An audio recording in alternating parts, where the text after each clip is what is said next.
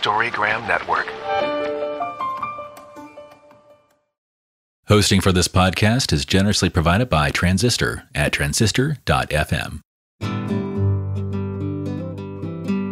Hi, my name is Laurelee, and this is It's Not About Food. So it's not about food, and it's not about weight. What is it about?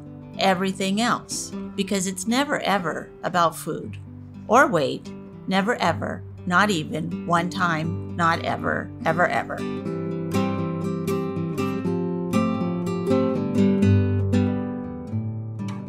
Hello, everyone. Welcome to It's Not About Food podcast. I'm grateful that you're here today. We're going to be talking about reparenting. And on the front of the card, the goddess is holding on to her little self and her little girl's hand, and she's got her other hand on her heart. And then the deer is so sweet. It's so dear. Has a little tiny deer like in its arms. It's such a sweet card and such a, healthy card, that we remember that we have this little part inside of us and that we have to take care of that. So many of us did not get all of our needs met as children. I mean, how could we if we have human parents and we're human? People make mistakes and they don't do everything perfectly. There's no way they can. So I think that's our job, is to take care of ourselves and this little part of us. So on the back of the card, it says, reparenting is the action of taking care of the small child within all of us who has feelings and needs. Many times the pain beneath the struggle with food and weight or anything. If you're struggling with spending too much or working too much or watching too much TV or on social media too much, that is a lot of times linked to emotional needs that weren't met when we were children. This is understandable since it's impossible for a parent to meet every emotional need a child experiences. However, as an adult, we can learn to meet our own needs and be our own parent. We do this by being compassionate, loving, attentive, and responsible to ourselves. Because I mainly work with eating disorders and body disturbances, this is like one of the things that happens is somebody eats at night because when they were little, they had a hard time at night and there was no one to comfort them, because the parent might work and was sleeping. We had to learn how to take care of ourselves however way we could when we were little kids. And now as adults, we have to remember that we still have to do that. We still have to take care of ourselves. It's our job to take care of our bodies and our emotional selves and our spiritual selves. It's our job to get ourselves to yoga class. It's our job to learn and try new things. And it's also our job to sit with ourselves and listen to our own pain beneath the struggle. And that's with whatever that you're working on. Maybe it's a death in your family, or it's maybe you lost your job through the COVID, and whatever it is that we sit with our own self and being scared and reparent our way through it by being compassionate and loving and kind, respectful to ourselves. So I am so pleased to have Janna here today. And I have to say that how I know her is she's one of my favorite yoga teachers in the world. And before times, before COVID, I went to a certain yoga studio and she was there. A lot of the time that she would teach would work out for my schedule, and I was able to be there with her, and always so healing and loving and kind, and always a good yoga class, always a good yoga class. Great yoga. But we're going to talk about other things today, and I will introduce Janna, and she will tell us what she's doing right now. Thanks so much, Laurelee, for inviting me to be part of this. And likewise, when you would come to my yoga class, I would always be very happy because you're just one of those bright lights that comes in and just brings yourself and your presence, and in that adds to the energy of the whole. So thank you for always being there over the years. Oh, when you invited me to speak and looking at the cards, it's interesting because this reparenting card came up and I immediately thought about it as myself as a parent, even though the card guided me to think of myself. it's very interesting that it went to, of course, I parent rather than how my parent parented me. So one of the reasons why that happened is because I happened to be a parent as of a transgender person, and he transitioned during his high school years. And I did write a book about it, which I appreciate you inviting me to talk about. The book is called He's Always Been My Son, A Mother's Story About Raising Her Transgender Son. It was published in 2017 by Jessica Kingsley Publishers. I was invited to write the book. I had started by writing a blog, and I was encouraged to write the blog because I chose a different card from a different deck. And this card was from the Goddess deck. And the card showed an older child embracing and sitting with a younger child. And the younger child's expression looked exactly like my child's expression when he was depressed and sad and lost. And I saw the older child as embracing and supporting that child. I knew immediately that was the message that I was meant to help other transgender kids and their families. Wow.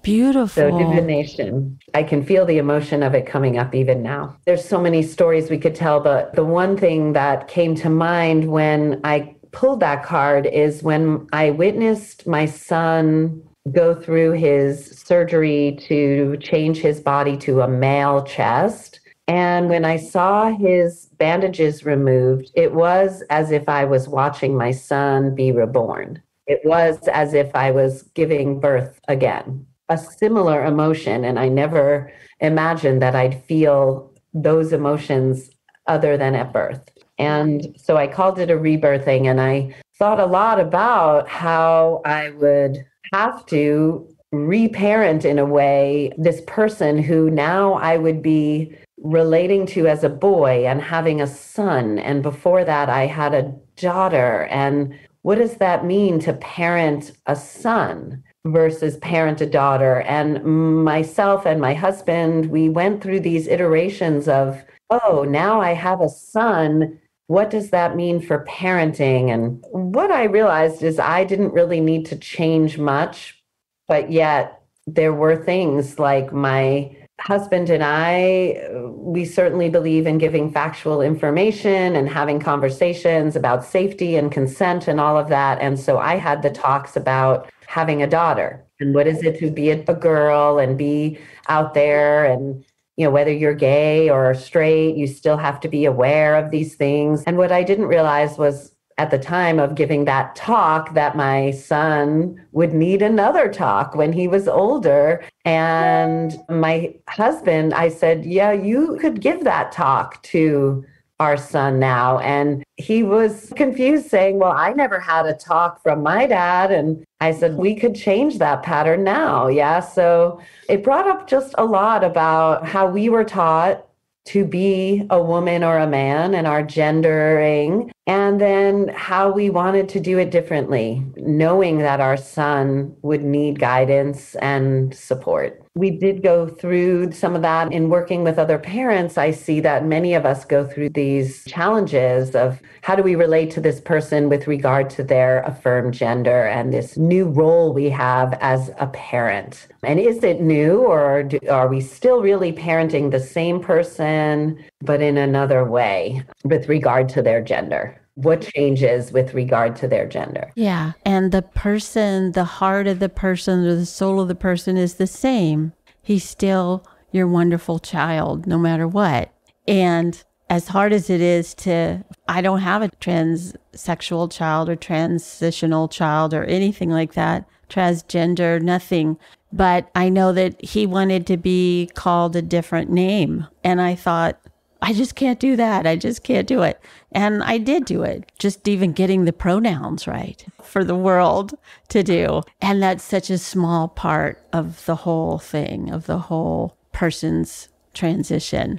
It's beautiful. Absolutely. And every transgender person's unique. And some people do change their names and some don't. My child didn't. Some people change pronouns. Most trans people, when they're coming out, do change pronouns, but not all. And then in thinking about how that relates to me, thinking about the card and how it relates to me and reparenting myself, that has come up in some other therapeutic place that I've been, where I've been thinking about what are the things that I did get from my parents and what did I not get, and then how to take care of myself. And like you said, we can learn to meet our own needs and be our own parents.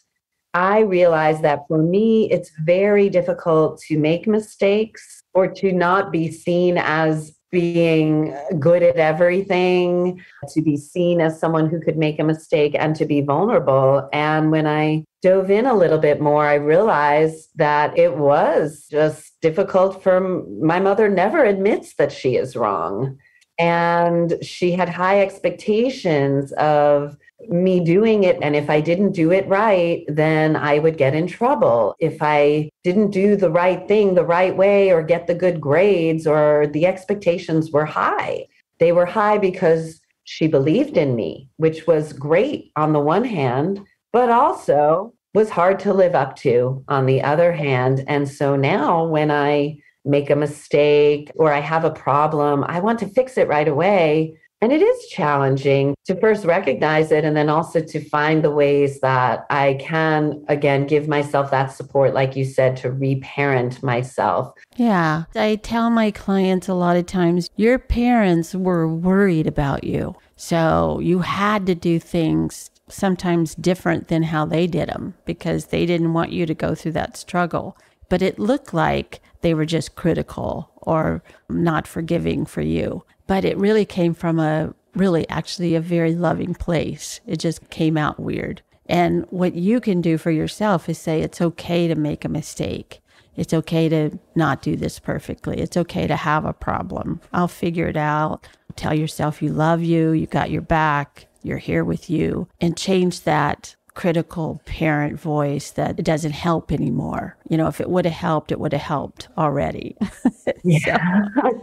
So if you come with love, as I always say, the hippies were right. Love is all you need. So come for love, come with love, and tell yourself you're going to be okay. You're going to get through whatever it is, that you're going to be here with you, which is pretty great because our parents get old and they die and then we don't have them anymore. But we came here with us ourselves, and we're going to leave with us ourselves.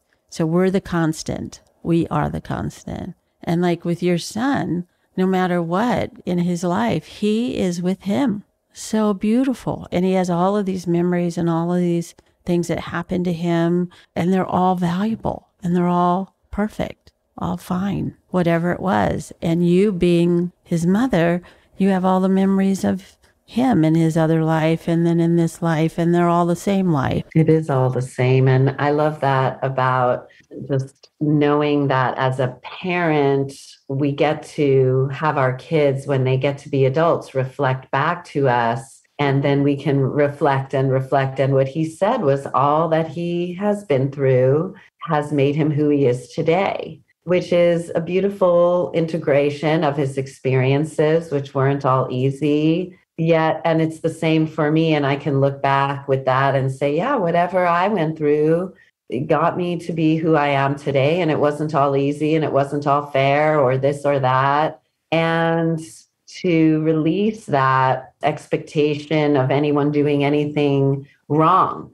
That is just about living a life and doing what we can with it now, and looking and seeing how fortunate we really have been to be able to have love and support, even when things weren't perfect or when we were making mistakes, both as children, but also as parents. We can reparent the relationship too, I think, as we go along and heal those parts of us that maybe were challenging. I did have an opportunity with my mom this year. I was there on Mother's Day in New York and got my mom a present that she really didn't like. And instead of receiving it with love, she didn't. And she made it very clear that she didn't like it. And it was really upsetting to me. I felt really rejected and really sad and frustrated and angry, all these things. And I could tell she was too. And it took a day or so, but then I brought it up again and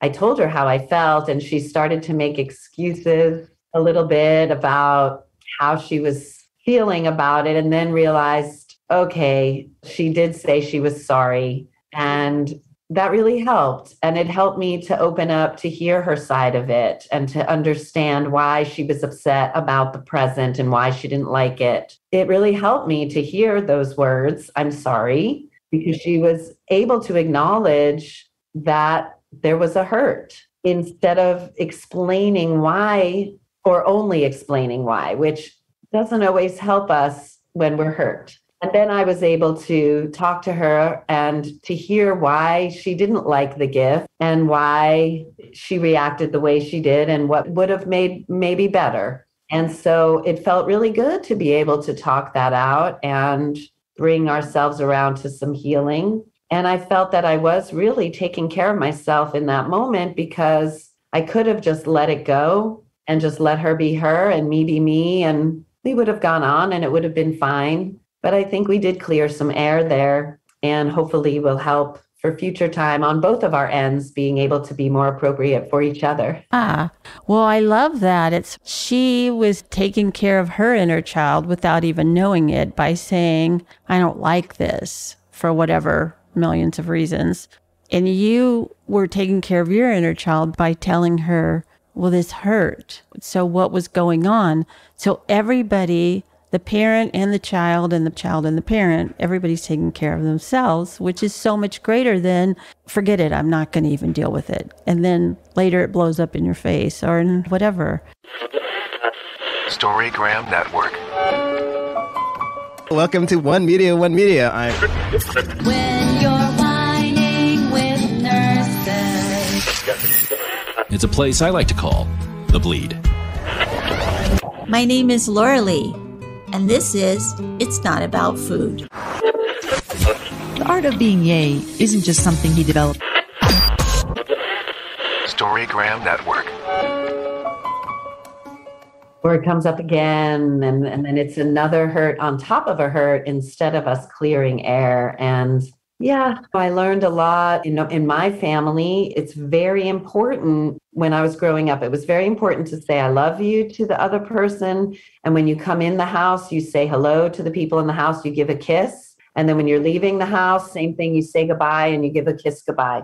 And this was the routine and the expectation. And so if we went to sleep at night and didn't say goodnight, then a parent would come in the room and say, you didn't say goodnight. What's going on? But I found out that actually was not something that happened in my mother's house, that her mom didn't tell her she loved her. And it wasn't that she didn't, she did, and she showed her in many ways, but these weren't words that passed around a lot. And I thought, wow, that's really interesting that I felt it was a rule that we had to.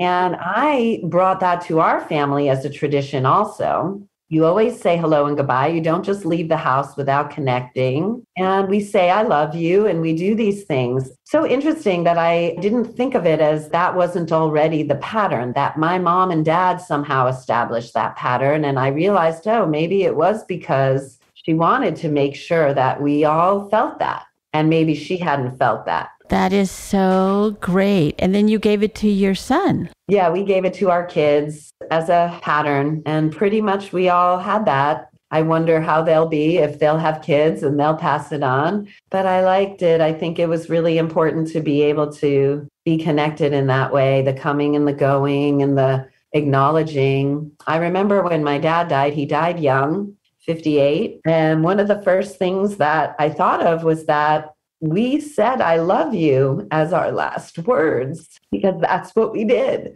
So whether I didn't remember it exactly, I knew that those were the words we said to each other because we always did. And that's very comforting. It's so comforting. And again, the generational love of that your parents started that because they didn't get it was phenomenal. They gave what they didn't get. They pulled it from somewhere and they gave it, and that was beautiful. And you gave it to your children, and they will carry it on, I think. I'm very much like your mother. I very seldom, I can't even really remember very many times at all that my mother actually said, I love you. So I made a point to always tell my son that I love you. And he would say back, I love you too. I was visiting him and his wife and their little girl when she was little, and he left for the day and he said, I love you. And I heard her in this little girl voice, I love you too. I love you too. And it was, it continues. Yay. And we still do this to this day. He's a grown man and I tell him that. And I just didn't want him to go through his life and say, I don't remember my mother telling me that she loved me. And I, of course, loved him so much and still do.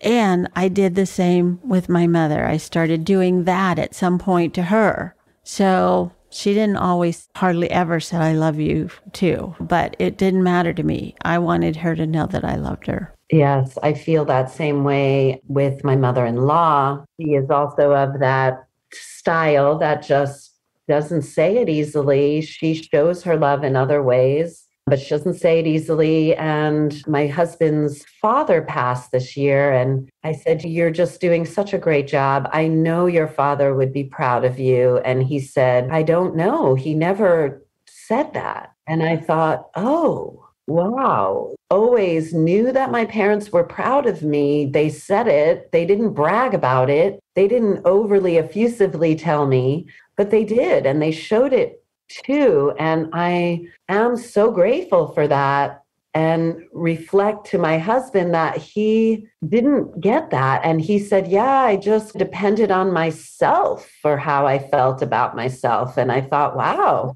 that's pretty resourceful, you know? And right. And I'm grateful that he does tell our kids that he's proud of them. Somehow he knew that is important. He said, I hear it from you, like he hears it from me. I tell him that I'm proud of him. And I guess it's helpful sometimes to also remember to tell ourselves that we're proud of ourselves. And that brings me back to the reparenting of we don't have to hear it from outside sources. We actually can just tell it to ourselves, and we don't have to hear anything about anything. If we want love, we can hug ourselves. If we want compassion, we can offer it to ourselves. And the more we practice that, the more it feels that it's true. Yes, exactly. And I think I've been with clients who just had parents that shouldn't have had orchid plant, much less a child. They shouldn't have had anything living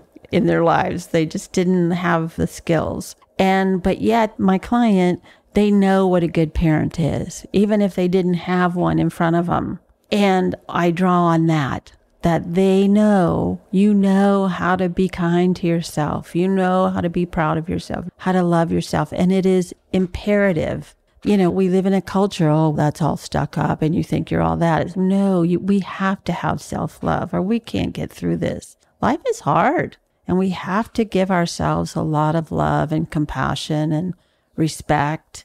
We have to do that with our bodies and ourselves, our souls and our emotional selves in order to get through. It's not that easy.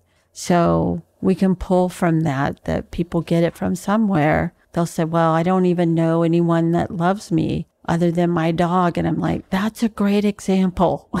The dog love, let's just go with that one. And, and I love that you were able to tell your dad that you loved him as he was leaving. That's so important. Well, it's actually, he left suddenly. And so it's that I knew that those were my last words to him, because on any phone call, on any interaction, our last words were, love you, I love you. And so that really was the comfort. And it's a reason why I want to say goodbye and I love you when people are leaving my house, because we just don't know what life's going to bring. And that's the reality. It's not about living in fear. It's about living in reality, that we don't know what's going to happen when we walk out the door. And so may our words be kind and meaningful every parting, because then at least we are left with that memory, or the person is left with that memory, should it be that we leave. And I just find some comfort in that and offer that to others as well. Is it just feels better knowing that was the last words that we had said. They were kind, they were loving, they weren't trivial, all of that. There's a really wonderful book by Charlotte Castle, Kasl, of Women, Sex, and Addiction is the name of that book. But she talks about we, especially as women in the culture that we live in, we are so critical of our bodies and ourselves. We're constantly telling ourselves we're not enough and we're not fill in the blank enough. And we're not pretty enough. We're not smart enough. We're not rich enough, whatever it is. So she talks to her clients and says, every day, say, I love you 100 times for a year and your life will change. So when I read that many years ago, I said, I'm going to do this. And I don't know if I always made the 100, but I made it a point to do that. And it did take away a lot of that critical self-talk because it was a message of love instead of a message of, oh, you better do this, you better do that, you better. So we have to have it from us. Yes, it's so great to get it from other places, but we have to have it from ourselves. So how could someone get your book if they're having this with themselves or with their child or their friend or their lover or whatever? Yes, that's such a great question. Thank you. He's Always Been My Son is available widely. Most libraries, if they don't have it, they'll order it. And then also it's available easily found online by all the big sellers as we know them, but also local booksellers, even if they don't have it in stock, they might order it for you. If they can't get it, people can get it directly from me as well, because I always have copies on hand and folks can get it if they contact me, and they can easily find me at Janna Barkin Yoga at gmail.com. Perhaps, Laurelee, you can put that in the show notes.